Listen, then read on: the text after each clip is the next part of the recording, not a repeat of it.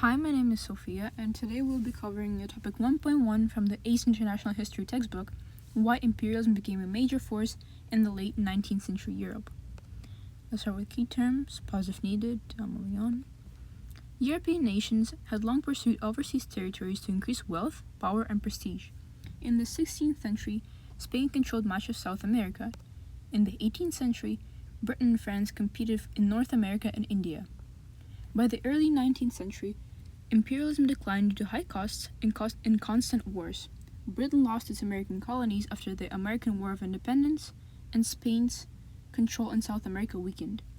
Focus then shifted to Africa and Asia, leading to a new wave of imperialism between 1871 and 1914. Now onto the economic and political motives that drove the expansion. First, mercantilism. This system aimed to increase national wealth by controlling trade. Colonies supplied raw materials, labor, and luxury goods like spices and silk. They also served as markets for the mother country. The slave trade showed this exploitation, with Africans forced to work on plantations producing goods like cotton and sugar. Mercantilism declined in the 18th century.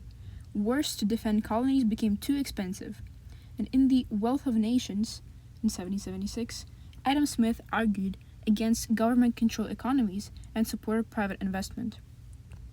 Now onto the economic motives. The Industrial Revolution increased demand for raw materials and new markets. Britain led early industrialization but faced competition from Germany, France, and the United States. France expanded into Africa and Asia, including Algeria and Indochina.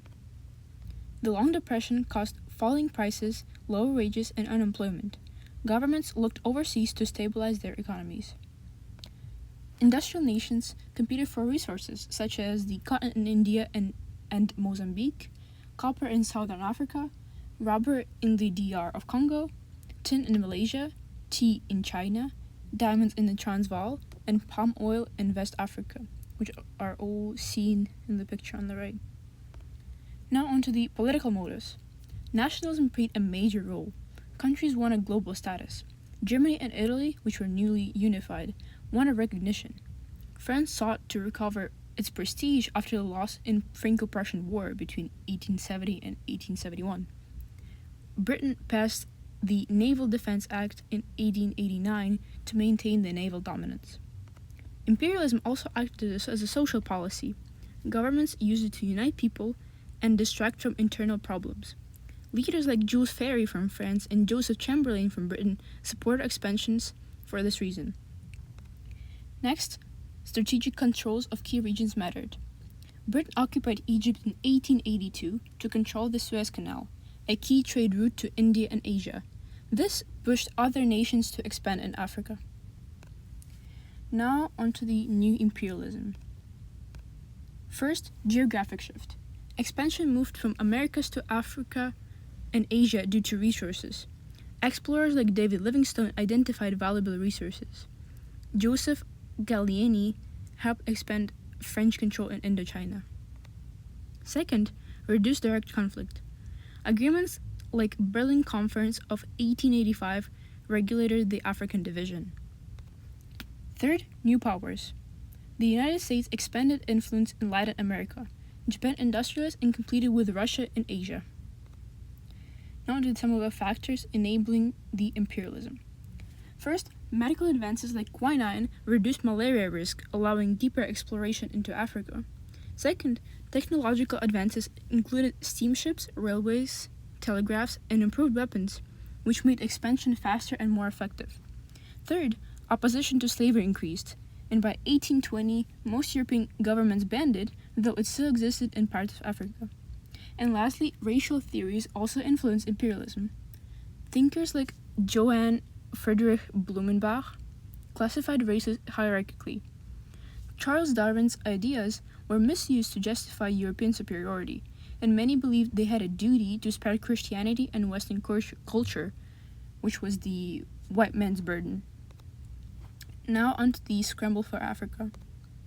First, let's talk about the exploration leading to colonization. Explorers like David Livingstone explored for resources, and King Leopold II controlled Congo for rubber and ivory, using extreme violence for which he was criticized. such as in the cartoon on the left. Now let's talk about the European involvement. Britain controlled Egypt, South Africa, and Nigeria.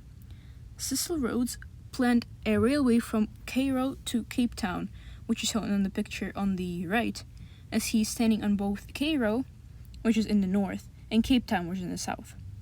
France expanded from Senegal into Algeria.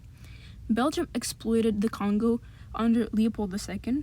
Portugal claimed Angola and Mozambique.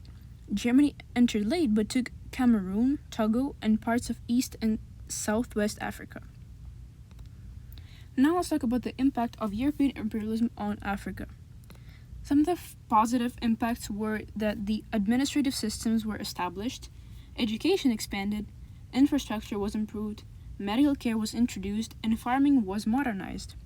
Some of the negative sides are that the borders of the colonies ignored the ethnic groups that lived in Africa, traditional cultures were weakened, land was brutally taken by Europeans, resources were exploited, and forced labor and violence, meaning slavery, especially in Congo under the King Leopold II.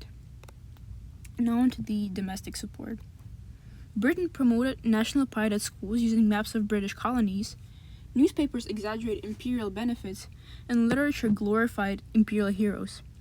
In France, missionaries spread French culture, and education emphasized national superiority after the Franco-Prussian War. In Germany, Otto von Bismarck initially resisted imperialism, but pressure from industrialists shifted his policies, and nationalist propaganda unified the population. Even though support of imperialism was great, opposition still existed. For example, writers like Joseph Conrad criticized imperialism's brutality in the Heart of Darkness book. Economist John Hobson argued imperialism costs more than it returned. And anti-imperialist groups opposed wars like the Boer War, seeing them as only benefits for the elites, not the regular public. Here's the timeline. Pause if needed. That's it.